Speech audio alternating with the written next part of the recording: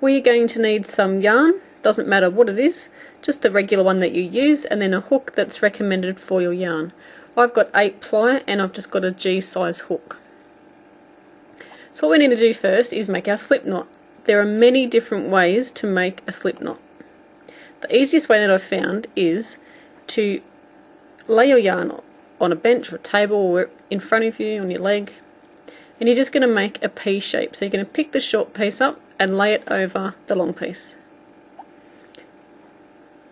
Then you are going to grab the little short piece, hang on to that, flip the big bit down, lay it over the top of your loop, and you're going to grab the centre piece whilst holding on to your small piece still. You're going to pull it up, grab both strands, and then just pull up like so. Like I said, there's plenty of different ways to do it. I do it a completely different way to that as well. Whatever feels comfortable for you. So to start our foundation row, we want to chain 3. So it's 1, 2, and 3. Then what we want to do is do a double crochet into the first chain. So this is the first chain down here. So we're going to wrap our yarn, we're going to go into that first chain with our hook, we're going to wrap our yarn, pull through, we've got 3 on our hook, we're going to yarn over, pull through 2, making sure we get all the yarn, there we go, then yarn over, pull through 2. So now what we want to do is work into, see how there's this little, let me just grab my needle, a bit easier to point with. See how these 2 little bits of yarn here? We're going to be working into those 2 loops. So we're going to be working into there, and then we're going to be picking up, let's see if I can show you with the needle, working into there, and then picking up the back loop as well when we go with our hook. So what we want to do first is wrap our yarn like we normally do with a double crochet. So wrapping your yarn, just turning it slightly, I'll have to turn it slightly so you guys can see it. And then we're going to go into that front loop, which is here. Some things do look harder on camera than what they actually are. And then we're going to grab the back loop as well. So you should be pretty much doing that in one motion. I'm just doing it slowly so you can see what I'm doing. Then we are going to yarn over and pull through a loop. But we want to do a chain first. So what I normally do is just grab these 2 loops and then do a chain stitch. So you're only concentrating on this first loop here. So grab that and pull through a chain stitch. Now we want to complete our double crochet.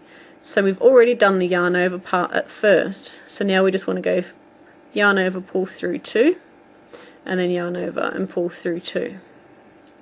So now when we look at our stitch, see this loop here?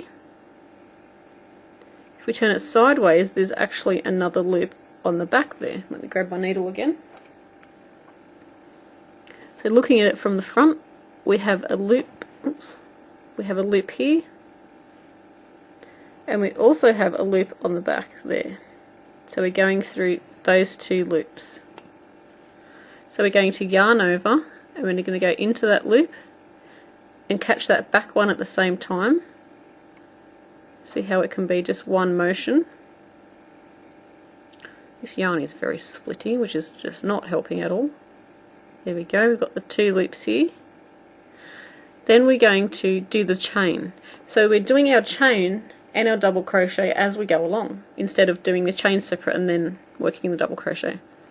So we're going to pull through, pull up a loop, then we're going to do a chain. We're going to hold on to these 2 loops if we can, depending on how you hold your hook.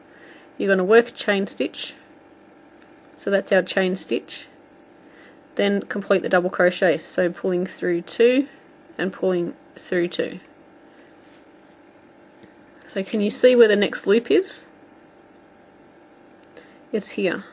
So that loop there and that loop there. So the easiest way to see is if you turn it on the side, you've got the little V stitches.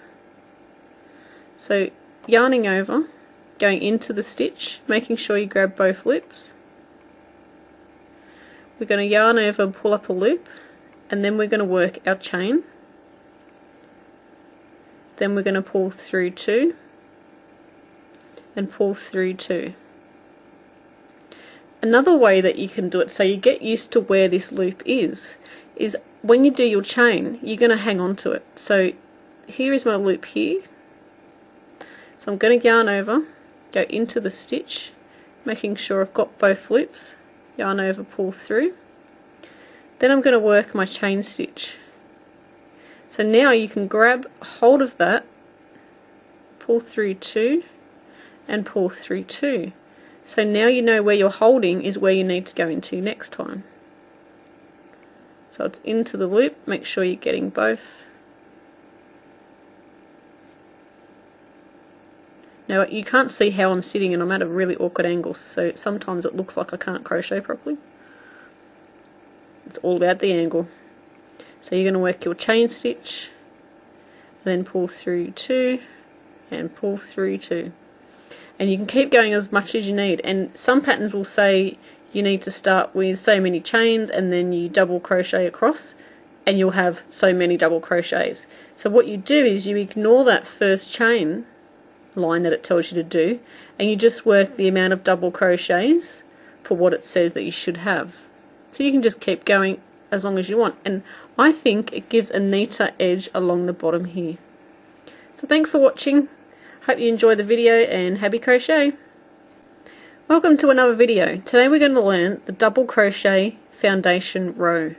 You work the chain and the double crochet at the same time, so you don't need to start with a heap of chains and then work your double crochets back across. So let's get started with the lesson.